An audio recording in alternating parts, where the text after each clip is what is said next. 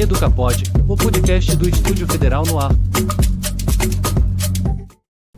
Olá pessoal, tudo bem? Bem-vindos a mais um episódio do EducaPod. Eu sou a Jade, representante aqui do Estúdio Federal no ar, e hoje a gente vai falar sobre um tema muito importante na nossa sociedade atualmente, que é o direito das mulheres. E para falar sobre esse tema, não vim sozinha, eu vim com alguns participantes.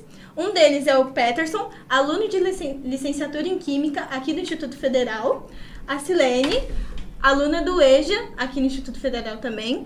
A advogada Laís Cristine. A nossa professora de Sociologia aqui no Instituto, professora Marcela, e membro do NUGS. E a aluna de Química, Micaela. Bom, para começar esse papo, eu acho importante a gente voltar na história e realmente pensar como que o feminismo iniciou essa luta pelo direito das mulheres.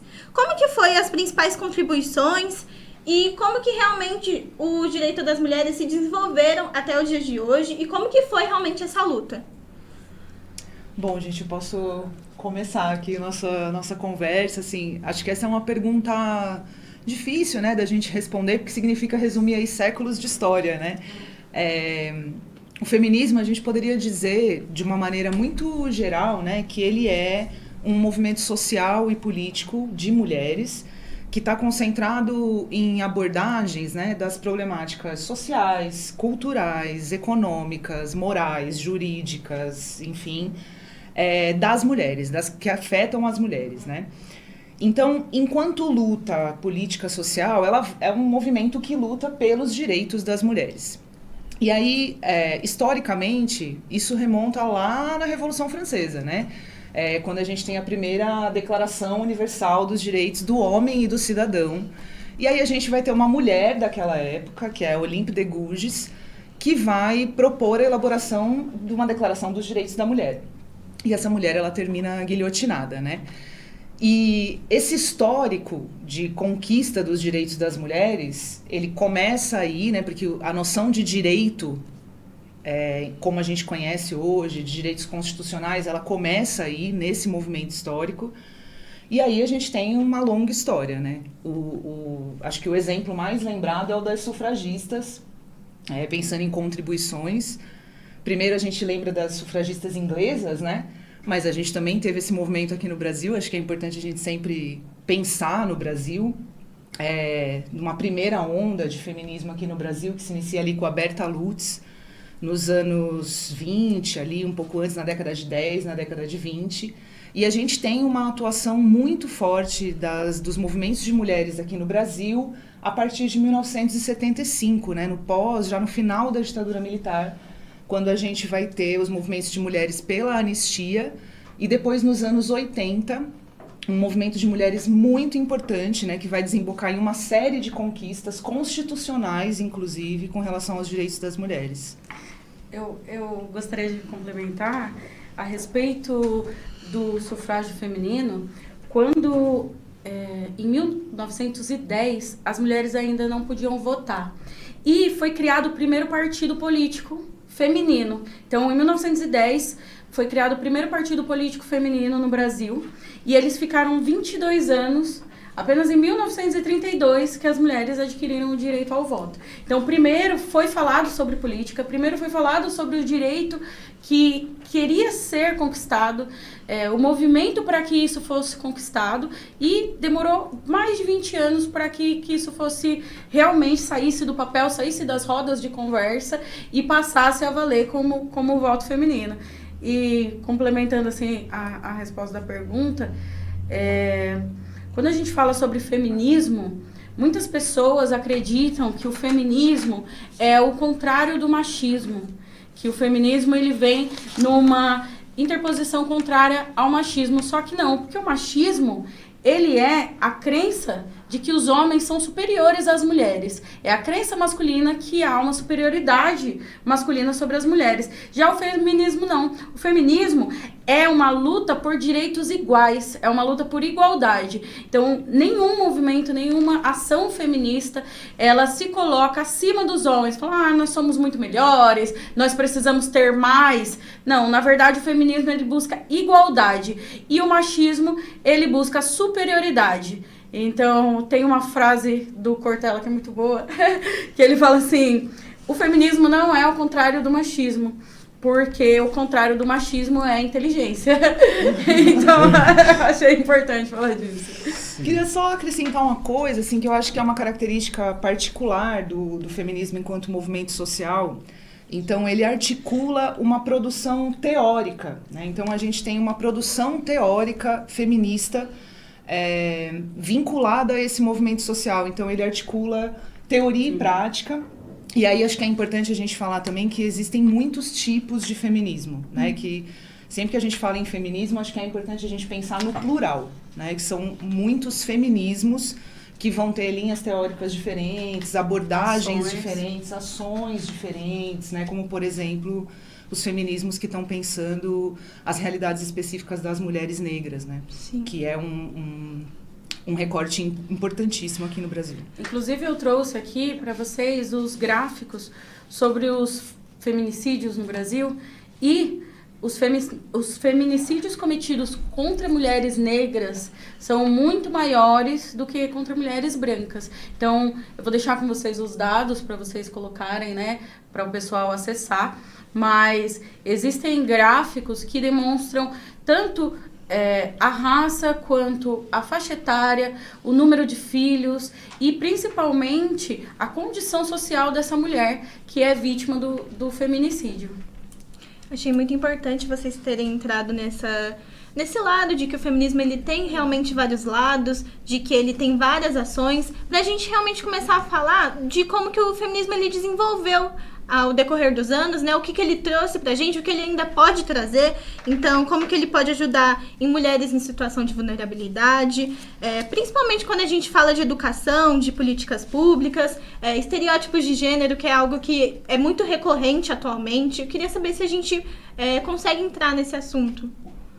Olha, me parece, né, que assim, quando a gente está falando dos direitos das mulheres, a maior parte desses direitos, se não todos eles, né, eles são resultado de lutas políticas, né, das próprias mulheres. Com relação a essa questão específica, né, de como o feminismo, enquanto esse movimento social, ele pode contribuir, né, para a transformação das realidades, aí eu vou me concentrar um pouco na minha área aqui, pensando na questão da educação, né.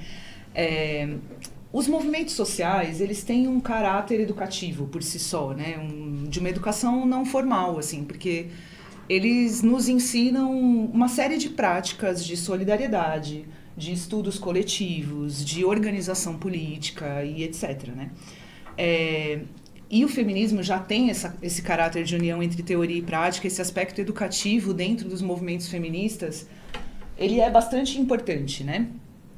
No caso da educação, assim, eu acho que tem algumas coisas que são muito fundamentais, inclusive, que a gente lembre. Então, existem temas relacionados às lutas das mulheres que são temas curriculares, né, que estão nos documentos curriculares das escolas, como, por exemplo, a gente falar dos movimentos sociais de mulheres, das desigualdades de gênero na realidade brasileira. Tem uma semana, em março, que as escolas... Existe uma lei que determina que as escolas trabalhem o tema dos direitos das mulheres, do feminismo e das conquistas, né, das leis que são aplicadas para o direito da mulher. Então, todas as escolas precisam trabalhar esse tema, pelo menos, no mínimo, uma semana no mês de março. Tem escolas que trabalham muito mais, Sim. Tem escolas que não trabalhavam. Então, existe uma lei, desde 2024, que determina que isso tem que ser abordado enquanto educação, que essa formação tem que existir desde o início da educação formal dos alunos, né? E esse é um dado novo, né? Assim, é uma legislação nova, assim, e me dá um gancho para falar de uma realidade específica do Instituto Federal aqui, né? A gente aqui no Instituto Federal de São Paulo, a gente tem um núcleo de estudos de gênero e sexualidade, que é o NUGS, e ele é um núcleo que existe desde 2016 e que vem atuando na promoção de debates e políticas afirmativas mesmo dentro da instituição, no que se refere às questões de gênero e sexualidade, né? E aí, no caso, não só as mulheres, mas a esse amplo espectro de pessoas, né? Então, acho que é uma política específica do NUGS que nos ajuda no sentido dessa sua pergunta, sabe, Jade? Assim, de como que a gente pode contribuir fomentando esse tipo de ação, né? Respeitando essa legislação, trabalhando de fato com essas temáticas, né? Que estão na legislação para a gente trabalhar. Então, é a escola não se omitir, tanto com relação ao trabalho teórico, quanto com relação ao combate às violências que acontecem no interior das unidades de ensino, né?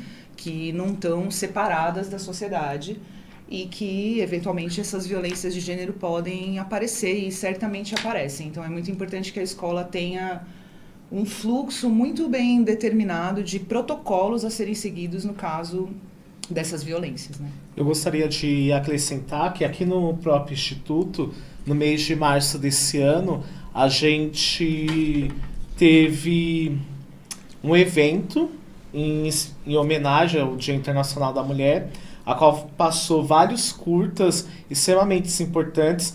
Nós, a licenciatura e os alunos do integrado e ensino médio fizeram trabalhos. A minha turma, por exemplo, fez um trabalho que eu achei muito interessante, que foi na matéria de cálculo, que a gente realmente coletou dados de violências, de coisas que acontecem com a mulher, conforme já foi citado aqui.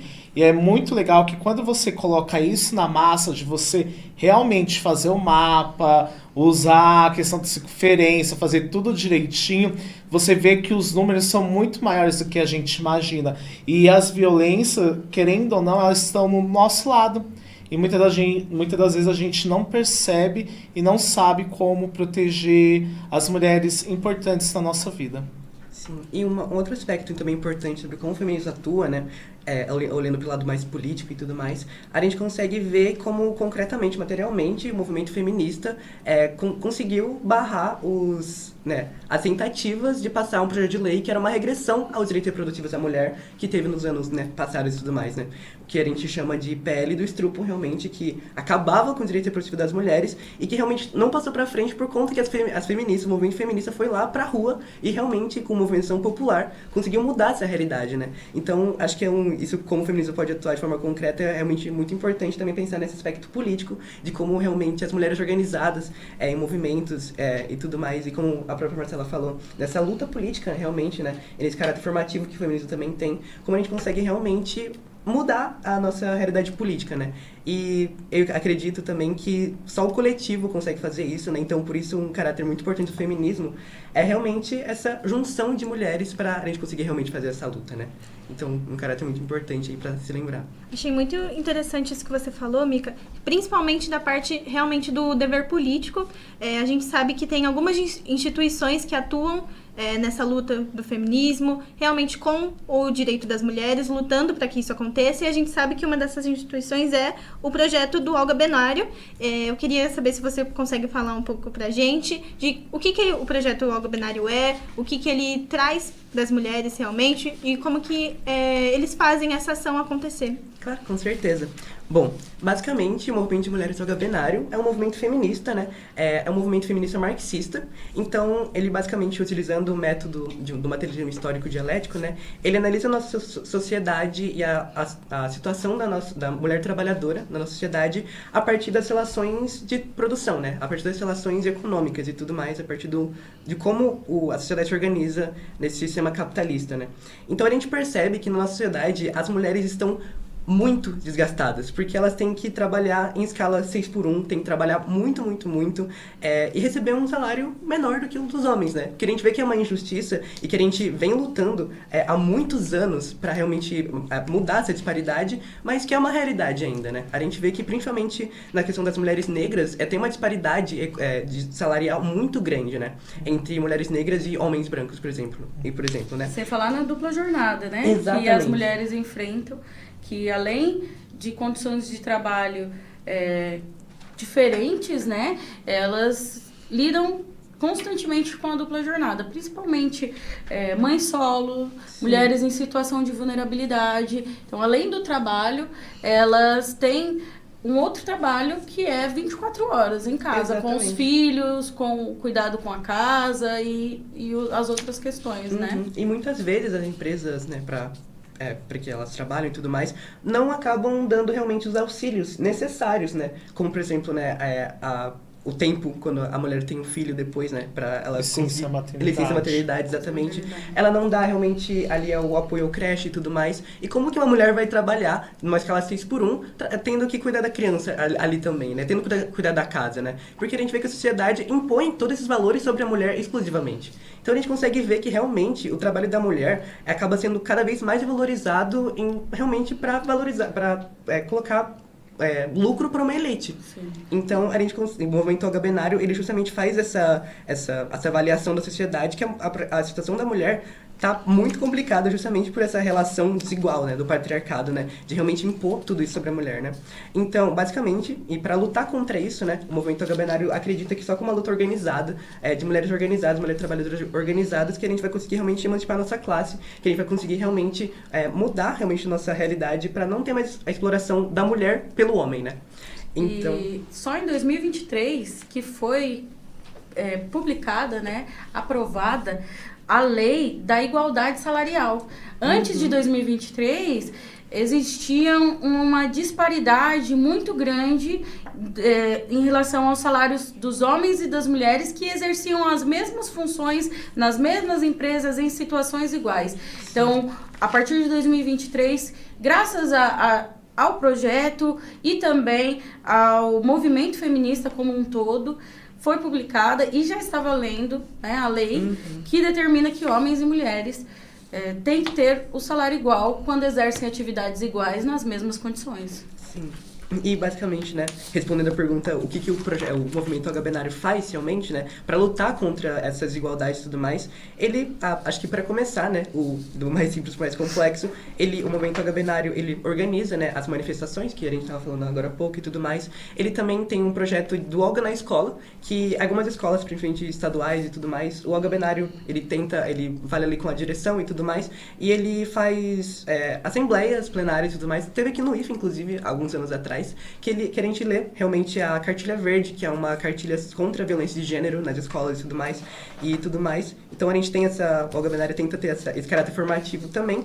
E eu acho que o mais emblemático, né, do agabenário, que realmente o que mais tem uma diferença e tudo mais, é a questão das casas de referências, que são casas, né, onde muitas vezes o movimento agabenário aciona uma lei que coloca que imóveis que estão abandonados há muito tempo, há mais de 10 anos, que são pontos de perigo, ponto de violência, muitas vezes sexual ou outro tipo de violência, que estão ali abandonados há muito tempo sem cumprir a função social, eles são ocupados, reformados e realmente vira uma casa de referência de proteção contra as mulheres, proteção pelas mulheres, perdão, proteção contra a violência que essas mulheres sofrem, né? Porque muitas vezes, por exemplo, aqui na nossa realidade aqui de Suzano, a delegacia da mulher são poucas unidades, algumas não são 24 horas e tudo mais, então quem ela vai recorrer caso ela sofra uma violência, né? Do marido ou tudo mais, né? E mesmo que ela consiga recorrer a alguém, como que ela vai realmente sair dessa realidade de maneira fácil, né? Porque muitas vezes elas estão presas por conta de relações econômicas, relações emocionais, relações até de coerção, né? De realmente ameaças e tudo mais, né? Então o movimento agabenário, ele acolhe essas mulheres, né? Que estão passando por essa situação de vulnerabilidade, construindo realmente uma casa comunitária para acolher elas, né? Então elas vão para essa casa, que é reformadinha, bonitinha e tudo mais. Ela tem assistência jurídica, assistência psicológica e tudo mais, né? De psicólogos e advogados voluntários do movimento. E também é uma coisa importante falar que é um ambiente livre da fome, né? Porque a gente vê que, na realidade brasileira, é importante colocar que, principalmente mulheres negras, mães negras, tem um índice de... como é que chama? Insegurança alimentar muito grande. Então é importante colocar que as casas de referência do agabenário são casas livres da fome. Que realmente a gente faz uma cozinha coletiva, né? E realmente para conseguir coletivamente ajudar essas mulheres, né? Então, por exemplo, a Damares Lucena, que é uma casa aqui na região, e também a Laudelina de Campos Melo. Então, quem quiser conhecer, vocês podem conhecer. Também, quem se interessar, é só pesquisar no Instagram, vocês conseguem achar Ocupa Damares Lucena. Também pesquisando o movimento agabenário no Instagram, você consegue ver e apoiar financeiramente ou com doações de alimentos, de cobertores e tudo mais. E também visitar, porque tem atividades culturais, tem brechós nessas casas também, é bem legalzinho. Eu achei importante você entrar nesse assunto sobre realmente essas mulheres que estão em situação de vulnerabilidade, que estão em uma situação de violência, pra gente entrar no assunto de como que essas mulheres podem identificar que elas estão realmente em uma situação de vulnerabilidade, porque a gente sabe que mesmo que a mulher ela esteja sofrendo uma violência, não é uma violência física só, né? É uma violência psicológica também. Então, às vezes, ela tá sofrendo uma violência, só que ela não percebe, porque ela já tá há tanto tempo ali que parece normal pra ela. Então, eu queria saber como que essas mulheres elas podem identificar e elas podem procurar uma ajuda. Eu acho que assim, não só a própria mulher, mas também quem está ao redor dela, né? Porque às vezes, eu estando naquela situação, eu não consigo visualizar bem, mas quem está do meu lado, eu sou uma pessoa que falo bastante, de repente eu fiquei mais retraída, não estou falando muito, amanhã tá com uma marca diferente, você vê que a pessoa ela muda. Então quem tá de fora, no convívio próximo ali, eu acho que ele ainda identifica melhor. Porque dentro do lar mesmo, de repente é uma voz mais alta, ela vai pensar, mas será que eu não tô? Acho que eu tô vendo isso mesmo? Ou não é impressão minha? Ai, mas ele fez isso, mas agora ele tá me tratando bem, então acho que é impressão minha. Então, assim, acho que quem tá do lado ali vai perceber bem melhor, né? Então, assim, eu sempre falo, a gente tem que prestar atenção em quem a gente ama. Então, assim, de repente, uma amiga, uma colega de trabalho, uma mãe, um filho, eles podem até estar visualizando melhor essa situação, eu acredito, né? Como a Jade disse, a violência, ela não é apenas a violência física. A violência contra a mulher, ela pode surgir de várias formas. Além da violência física, existe a violência psicológica, a violência patrimonial, a violência sexual dentro da relação, que existe também. Então, identificar a violência acaba sendo muito mais complexo. Por quê? Porque quando a vítima ela sofre uma violência física, haverão marcas, haverão sinais nítidos, sinais visíveis. Mas quando há uma violência patrimonial, por exemplo, a mulher que ou ela não trabalha porque o marido não permite que ela saia para trabalhar, ou ela não tem uma formação porque o marido não permite que ela estude, ou ela trabalha, que também existe caso em que a mulher trabalha, que ela recebe o seu salário, mas ela não pode ficar com ele, ela tem que passar todo esse valor para o parceiro. Isso é uma violência patrimonial. Por exemplo, a mulher que identifica que está sofrendo a violência, fala, olha, eu quero divórcio, eu vou me separar, você vai se separar, vou te colocar para fora de casa, você vai sair sem nada, você não vai levar nada da minha casa. E não é isso que acontece, né? Juridicamente falando, existem meios para proteger o patrimônio dessa mulher que é vítima de violência. Então, como você disse também, a vítima nem sempre percebe que está sofrendo a violência, porque existe uma cultura de violência dentro do Brasil. Porque hoje em dia, quando a gente fala, mas antigamente os casamentos duravam para a vida toda, antigamente ninguém se separava, é porque não havia violência? É porque era perfeito? Não, é porque as mulheres eram silenciadas, as mulheres não tinham voz para expressar que estavam sofrendo violência e não tinham mecanismos que protegessem ela desse parceiro, dessa violência. Então, era silenciado, era calado, todo mundo aceitava que aquilo era normal, porque em briga de marido e mulher não metia-se a colher. Né? Não era o que a gente ouvia. Hoje em dia não é assim que funciona. Quando a gente falou da Delegacia da Mulher, a Delegacia da Mulher, ela recebe profissionais preparados justamente para não encarar as situações de violência como briga de casal. Violência é violência, independentemente do contexto da relação das pessoas, né? Então, acho que é muito importante que a gente fique realmente atento aos nossos colegas, aos colegas de escola, aos colegas de trabalho e principalmente aos nossos familiares. Porque a pessoa ela passa a se isolar, você nota que há um controle muito grande daquele parceiro, uma possessão, um ciúme talvez excessivo. Então, existem sinais sutis dos outros tipos de violência além da violência física, né? Eu acho que é importante sempre falar sobre isso, sempre falar sobre o controle de redes sociais, controle de celular, que isso também é uma violência psicológica, é uma violência, existe a violência moral, quando você não quer mais estar com uma pessoa, estar numa relação, as pessoas, você não vai mais estar comigo? Vou dizer pra todo mundo que você é uma boba, não sei o que a gente pode dizer aqui, mas no momento que um parceiro ou um ex-parceiro procura denegrir a imagem da outra pessoa, da mulher no caso, com a intenção de afetar a moral dela, de afetar o psicológico dela, isso também é uma violência. Então, é necessário que a gente sempre fale sobre as denúncias, sobre a delegacia da mulher. Olha, eu sei de uma situação de violência da minha vizinha, da minha prima, da minha amiga. Eu vou ligar lá no 180, que é a Central de Atendimento à Mulher, e vou fazer essa denúncia. Porque o crime de violência, ele existem alguns tipos de crime, né, que eles são condicionados à representação, eles são condicionados que a pessoa denuncie. Mas existem crimes que são crimes incondicionados, né? Então, o que acontece? O Ministério Público, por si só, a partir do momento que há uma denúncia, haverá uma investigação. Então, antigamente, quando a gente falava assim, denunciou, essa pessoa podia ser submetida a uma ameaça, falar assim, se você não for lá retirar essa denúncia, eu vou te matar, eu vou piorar essa violência, ou ameaças veladas. E aí a mulher voltava lá na delegacia e retirava a denúncia, não representava. Hoje em dia não é assim mais que acontece. A partir do momento que existe uma representação na delegacia, esse caso necessariamente vai ir parar na mão de um juiz.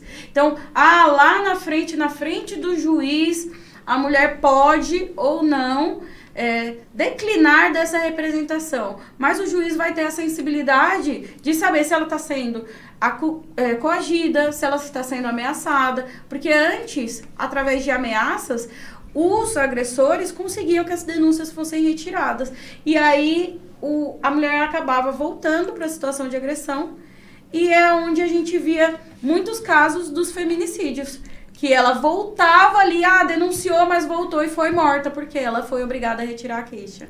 É interessante a gente pensar nisso também, para começar a falar sobre a autonomia que a mulher tem que ter na nossa sociedade, que a gente tem que realmente construir, porque a gente sabe que é algo que a gente precisa realmente desenvolver, porque geralmente essas mulheres, elas, como elas estão nessa situação, elas geralmente são dependentes desse parceiro, elas não têm essa autonomia. Então, eu acho que a construção dela é muito importante de ser falada, de ser comentada. Sim, e mais do que pensar nessa forma individual, né, de como a mulher individualmente desenvolve essa autonomia, pensar que isso é uma tarefa da sociedade também, né? Os mecanismos de proteção à mulher e de educação, né, e de desenvolvimento de autonomia, eles precisam ser uma responsabilidade da sociedade. E do poder público. E do poder público, exatamente. A gente precisa construir esses espaços de segurança para que as mulheres possam tanto se desenvolver, né, desenvolver essa sua autonomia em espaços de segurança, como também pouco a pouco se desvencilhar dessas situações de violência, porque a autonomia muitas vezes ela vai ser impedida exatamente pela situação de violência, né? Que é uma situação que envolve às vezes dependência financeira, é uma rede muito complexa, né, que está envolvida aí. Então, quando a gente fala dessa promoção da autonomia das mulheres, lógico que a gente vai pensar aqui no mecanismo educativo, né, de educação e tal, mas a gente também precisa pensar nesses espaços garantidos pela sociedade, pelo poder público, né? Antes de começar, a gente conversava aqui sobre o símbolo, né? Sim. De alerta, de que você está sendo vítima de violência, que é um símbolo universal e que acho que é importante a gente mostrar aqui, né? Porque às vezes é isso, a mulher está numa situação, uma rede de violência em que ela não consegue, inclusive, fazer a denúncia, pelo tanto de vigilância ao qual ela é submetida. Sim, o controle, né? O controle, exato. A mulher tá sob controle do parceiro. Então, o símbolo para o combate à violência, que é esse aqui, ó. é universal. A gente observa que existem muitas notícias de mulheres que estavam em uma situação de violência muito grave, que eram possíveis vítimas de feminicídio, que se no momento ali, às vezes dentro de um táxi, às vezes num vídeo, tem muitas mulheres que pedem uma comida, um delivery, o entregador vem. Então, o símbolo, ele foi um marco para o combate à violência. Por quê? Porque todo mundo sabe do que se trata. Se você estiver num ônibus e alguém fizer o símbolo, todo mundo... Pode ser que alguém que veja não tome uma atitude. E é isso que a gente tem que combater. Você viu ali, mas eu não posso fazer nada. Você tem o celular, você liga 180 para o apoio da mulher. 190, polícia. Então, assim, visualizou. Isso é um pedido de socorro. Eu tô aqui, digamos que hoje a gente estivesse aqui fazendo uma outra entrevista sobre um outro caso. Estamos falando aqui de uma empresa, de uma outra situação. Mas eu vivo num contexto de violência. Então, o meu parceiro só deixou eu sair de casa para vir gravar isso aqui porque não tinha nada a ver com isso.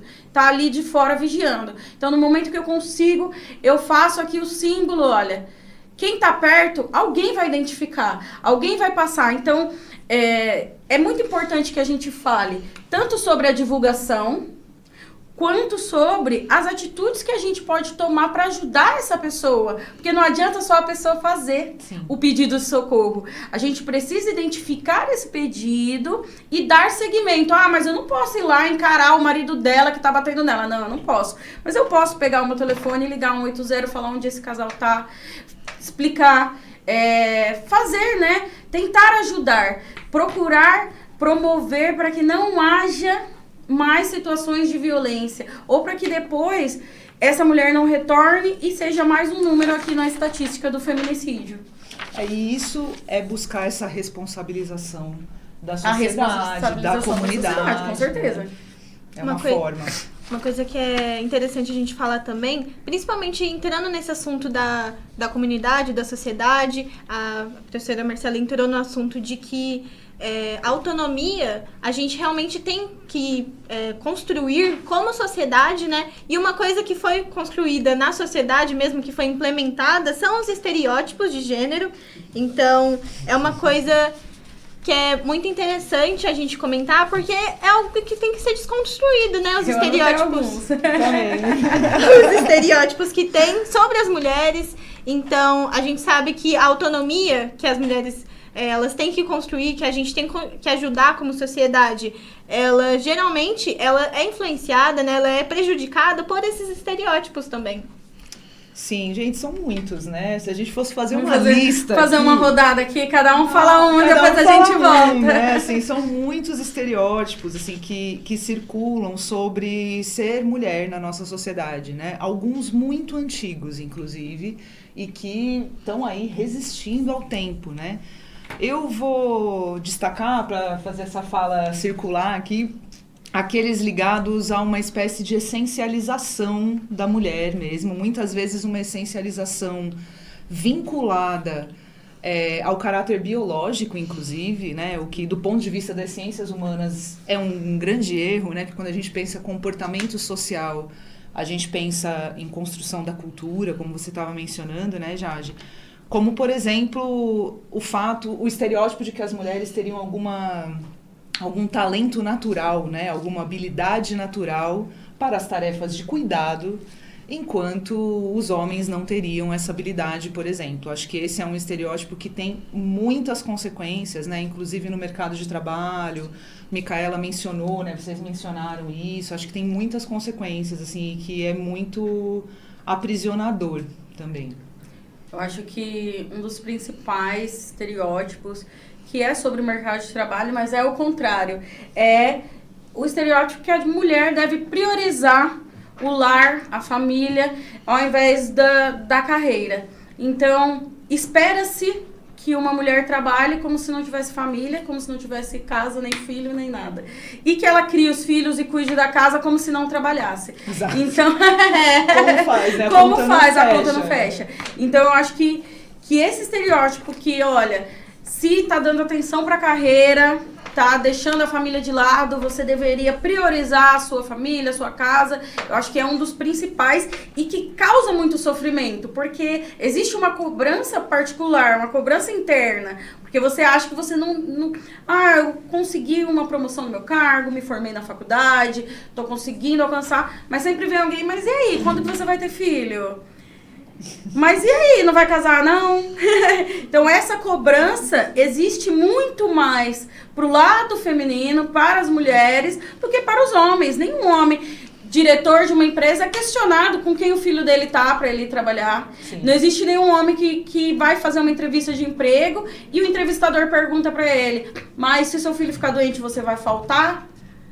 Com quem você deixa seu filho para vir trabalhar? Então, essa imagem que a mulher tem que priorizar o lar, a família, em relação à carreira, eu acho que é um dos maiores estereótipos trabalhistas da mulher. Queria só trazer um ponto, assim, que eu acho que é importante também da gente pensar, não sei o que parece para vocês, assim, mas quando a gente está pensando nesses estereótipos, né, a gente fala muito desses estereótipos sobre a feminilidade, sobre o padrão do que é ser mulher, né, a gente poderia pensar inúmeros, mulheres são frágeis, emocionalmente instáveis, choronas, todos aqueles ligados à sexualidade também. Que tem que ser feminina, exato, tem que se comportar de uma determinada maneira ou você não é aceita, porque você não tem a feminilidade necessária para ser vista como uma mulher delicada. Exato. Mas às vezes eu não quero ser delicada, né? Esse é o ponto, né? Essa liberdade de fugir a esses estereótipos. Mas acho que para além de pensar também nos estereótipos sobre as mulheres, é importante que a gente pense também sobre os estereótipos da construção da masculinidade, né? Porque, enfim, eles também dizem muito sobre os comportamentos que levam às situações de violência contra a mulher, né? Então, queria jogar essa lebre aqui pra gente pensar um pouco. O homem, quando ele tá em sua formação, ele é crescido com... Você tem que ser forte, você tem que proteger o lar. Homem não chora. Homem não chora. Ou eu, que sempre fui uma pessoa gay, só que eu só fui me entender na fase adulta, fala que nem homem, engole esse choro. Gostar de... Um exemplo, gostar de cor rosa é coisa de menina. Entre tantos outros. É construído desde o nosso... E também vem por questão histórica, por questão de costume, por questão de religião, tem tantas outras. E eu acho que esses estereótipos, ele tem se quebrado com o decorrer do tempo, através da nossa educação e tudo, através de alguns movimentos políticos que já ocorreram de extrema importância. Porém, ainda há muita falha em tudo isso, porque a gente tem muitas pessoas conservadoras que não sabem separar o que é seu e o que é do outro. Então, entende que o que é seu tem que partir para todos. Então, eu lembro até de situações, professora Marcela, que eu cresci com as minhas primas, a minha tia falava assim, a minha prima, fecha essa perna que você é moça. Mas o Peterson tá com a perna aberta, mas ele é homem, ele pode. Você entende? Mesmo que ela não tivesse com roupa adequada para aquela situação. Para uma criança entender isso, principalmente quando eu fazendo um curso de licenciatura, eu fico pensando, eu como futuro professor, se eu ver uma situação que através dos meus costumes, minha cultura, eu falo, nossa, isso não é legal para uma criança, um adolescente estar fazendo, como que eu vou abordar esse tipo de coisa? É algo que a gente tem para estar refletindo. E é interessante a gente falar sobre isso realmente para entrar no assunto de que a contribuição da sociedade para com os direitos das mulheres não é só das mulheres e sim dos homens, porque essa estereotipação, né, essa problematização que existe não prejudica só nós, mas também os homens. Então é importante que haja uma conscientização disso, de que realmente os homens eles também estão perdendo com essa estereotipação, com esse machismo que está estruturado na nossa sociedade. Sim, eu acho importante você ressaltar isso, que é justamente como a Laís já falou no começo, que é realmente o homem ele entender que o feminismo não é semelhante ao machismo, é totalmente ao contrário. É você entender que é a luta pelos direitos iguais. E se não existe, se o homem ele não percebe isso, ele também perde os direitos dele, se ele parar para pensar. Porque todo homem, independente do que seja, tem uma mulher importante na vida dele. Ele tem uma irmã, ele tem uma prima, ele tem uma mãe, ele tem uma amiga, ele tem uma colega.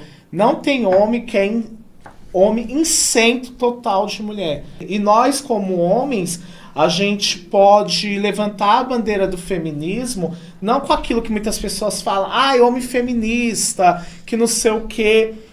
Se for para usar esse termo, mas que use com consciência o que você está fazendo. Você está conscientizando as pessoas sobre os direitos das mulheres? Você está respeitando as mulheres no dia a dia, suas colegas de trabalho, seus colegas da faculdade ou da escola e por aí afim. Outros movimentos, como já foi citado, é conhecer os canais de denúncia, é você compartilhar nas redes sociais movimentos de proteção a elas, conhecer outros núcleos, ou até mesmo uma coisa super simples. Até colocaram para mim, Peterson, você é homem, o que você faria para contribuir para o feminismo em qualquer situação, além de tudo isso que você já citou? Gente, a coisa mais fácil do mundo, seus ouvidos. Seus ouvidos, porque quando você ouve, por isso que a gente tem 2 ouvidos e uma boca, pra gente poder ouvir mais e falar menos, porque quando você ouve, você pensa, você reflete, e você sabe como que você vai poder ajudar aquela mulher ou aquela pessoa, independente da situação que ela estiver passando. E uma coisa importante, né, quando fala sobre isso, não é a mulher ser transformada naquela figura máscula, não é isso.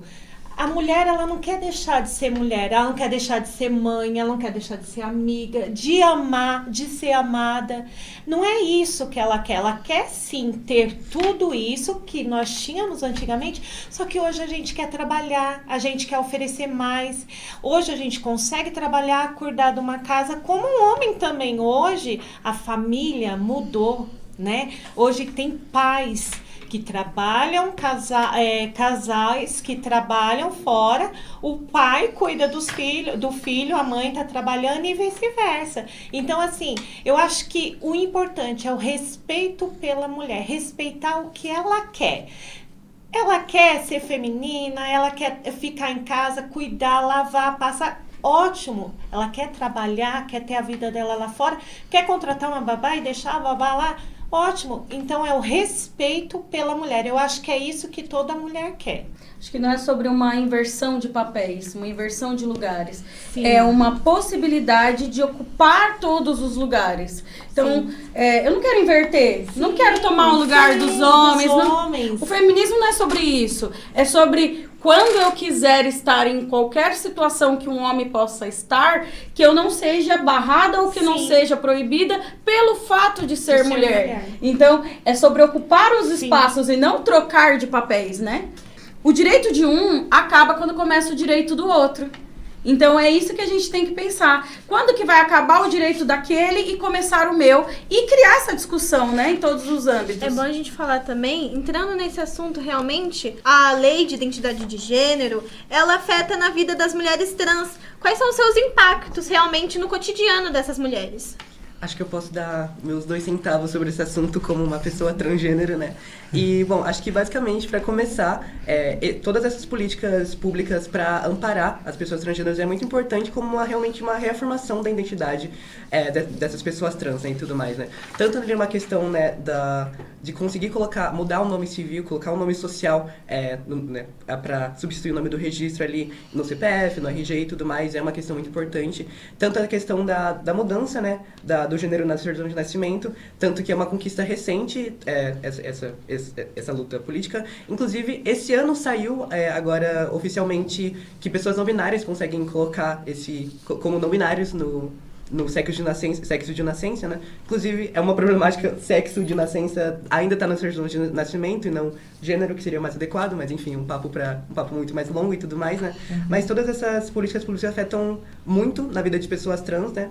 E é muito importante também colocar de como é importante lembrar de que o feminismo e o ativismo trans, eles não se chocam. Pelo contrário, eles se complementam e lutam juntamente, realmente, pra gente conseguir realmente uma vida de qualidade, né?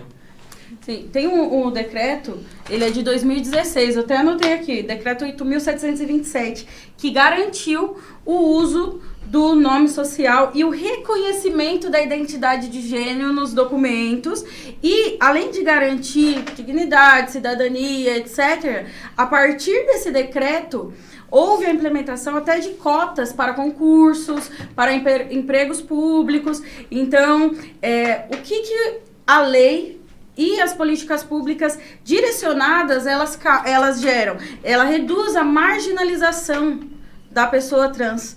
Por quê? Porque essa pessoa, além de se encontrar em uma situação de violência, até do próprio nome, que ela não se identificava mais com aquele nome, e ela ser obrigada a utilizá-lo, ela fica à margem da sociedade. Um caso muito importante que aconteceu esse ano foi da deputada Erika Hilton, que ela teve esse direito negado no momento que ela foi buscar o visto para fazer uma viagem aos Estados Unidos. E o que ela fez?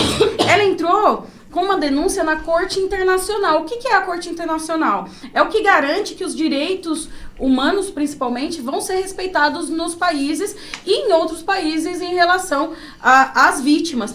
E é a mesma Corte Internacional que garantiu a criação e a publicação da Lei Maria da Penha. Então, por que é tão importante a gente falar sobre essa violência de gênero? Porque se uma pessoa que ela é deputada, ela é representante do povo, ela tem uma figura de poder dentro de um país, ela ainda sofre violência de gênero em razão do nome social, imagina o que acontece com nós, meros mortais, com o nosso vizinho, com o nosso filho, com as nossas filhas. Então, isso tem que ser falado. Periféricas, principalmente. Né? Exatamente. É como a Carla Cortellini diz, que é uma pensadora da interseccionalidade e tudo mais, né? Outras também que pensavam sobre esse conceito, como realmente essas opressões se somam, principalmente, né, nessa questão da mulher trans periférica negra, né? Então é muito importante ter políticas públicas, como por exemplo a política que criminaliza a transfobia, né? Assim como a homofobia e tudo mais, né?